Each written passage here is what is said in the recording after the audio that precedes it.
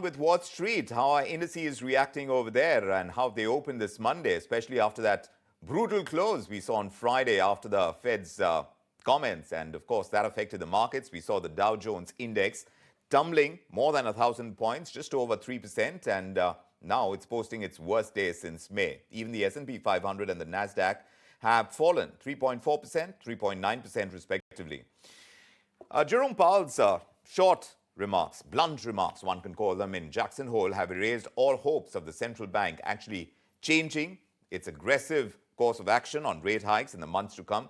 The Dow Jones is down around 250 points and the S&P 500 is down around 0.7 of a percentage point as we speak. And the tech-heavy Nasdaq is struggling. It's down around 0.8 of a percentage point in the red. So that's the story on Wall Street.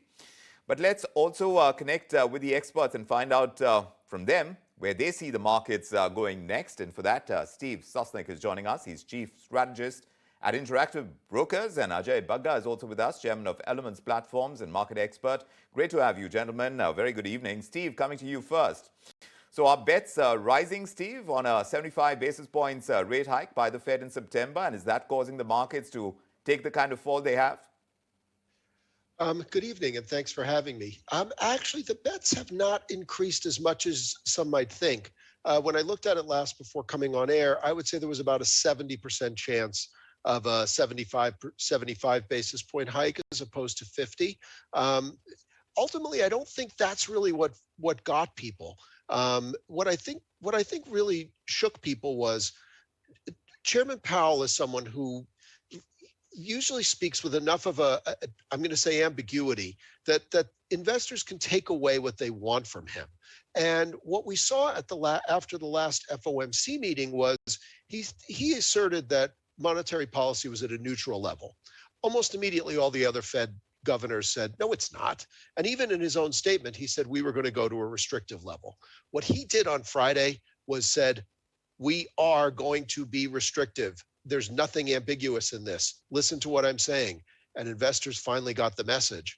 And I think that's what shook them more than the specifics about whether the next hike is 50 or 75.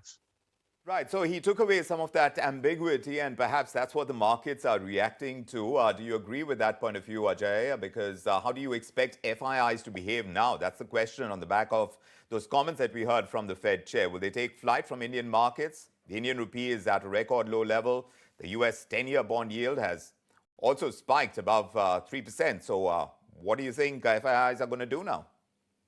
No, it becomes a big problem because there's a very strong negative correlation between the dollar index and emerging market flows. The second part is that in terms of GEM funds, when you see redemptions from them, India also gets its fair share.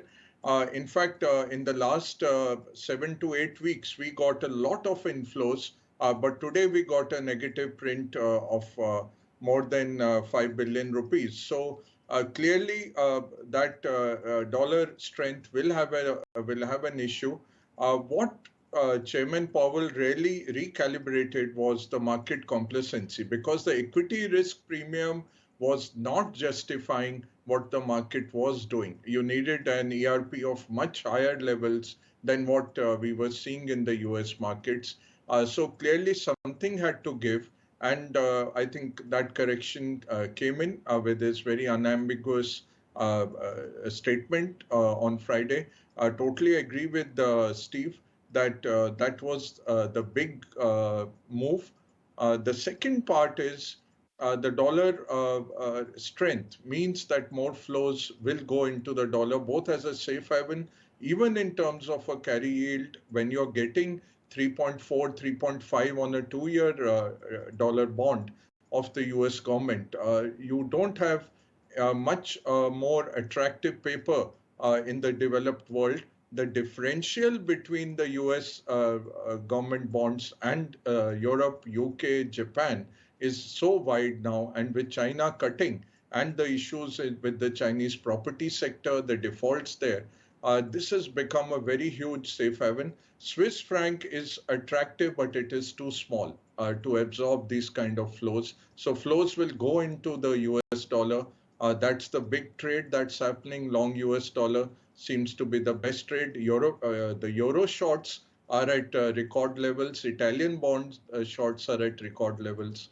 So clearly, it's a very transparent trade that's happening, and it's unfortunate for emerging markets. India is collateral damage. Collateral damage is something that the Indian markets will face. Ajay Bagga believes so. Steve, the Fed chair has said that reducing inflation is likely to require a sustained period of below trend growth. So, how are the markets hedging the risks associated with the raise and hold interest rate theory and the recession that it would, in all likelihood, bring on in the US? How are you changing strategy for your clients in that kind of scenario?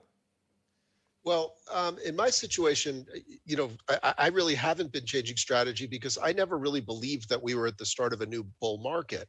I've been fairly consistent in saying that what we saw was a bear market rally, and that what we would expect as the Fed continued to raise rates would be increased volatility. Well, this is what we have. And by the way, some of the up moves that we had recently are also volatility. Volatility is measured in both directions. People just tend to like it when it goes up. That's, I call it socially acceptable volatility. They don't like it when it goes down, but this is volatility. And I know sometimes you want to bring on more than one guest who disagree, but I couldn't agree more with a lot of Ajay's comments, about why the dollar is soaring. And so the problem we have is people are getting out of some of the favorites that they bought into over the past few weeks, the mega cap tech stocks and things, Apple, Amazon, things of that nature, as well as some of the small caps that had done very well. We are seeing relative strength in oil, as based on the reporting you did just a moment ago. Makes sense, right? But this is what we're seeing here is just a general de-risking. Sort of remember also, U.S. markets and global markets too tend to do poorly. Well, let me not phrase it that way. They tend to have extra volatility in September and October. There's almost always something that happens. And I think we're starting to see that preemptively. So people are starting to get more defensive. That's what we're seeing. Volatility measures, VIX is up. And I think just generally, people pulling back from the bullishness that they experienced, that they were putting on over the last few weeks. And Ajay, over a longish period of liquidity tightening, I just want to understand how you think markets generally behave. Is this different this time in the kind of scenario we are compared to situations in the past? Risk aversion takes place. You're going to see an extended period of volatility. How markets have traditionally behaved in such situations, the factors that are out in play right now, are they any different from similar situations that you've lived through? No, they don't.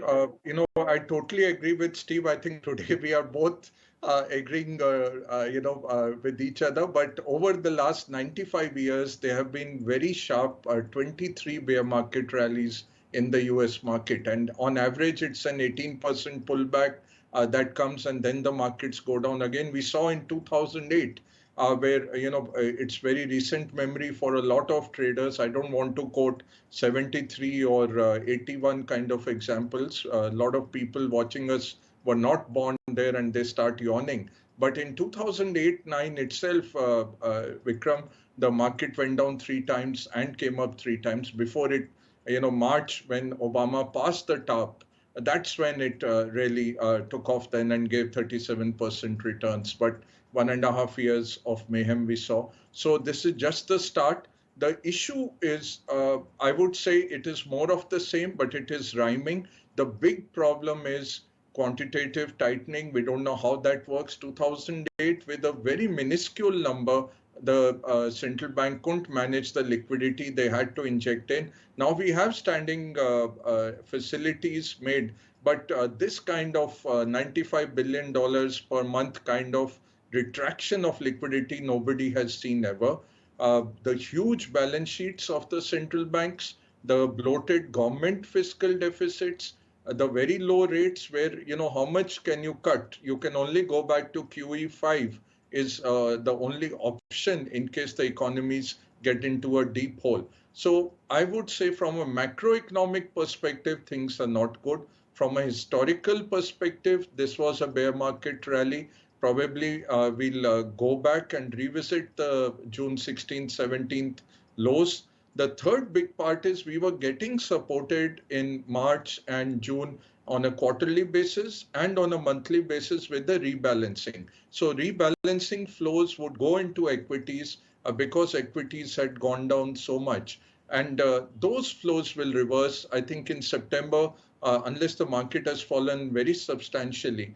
You could see actual outflows. Our estimate was August would have seen about $11 billion, not much on the scale of the market, but September rebalancing could be bigger because we used to see 200, 250 billion of inflows just on pension fund and government fund rebalancing of their portfolios. So that Right. trade is also reversing. Fair So enough. Well, it's good to have you both gentlemen in sync, even as we brace ourselves for more difficult times to come. But we'll keep our track and we'll keep coming to you for guidance on how investors should be playing these markets, at least in these kind of times that we live in. Thanks very much, Steve and Ajay, for joining us with your perspective tonight.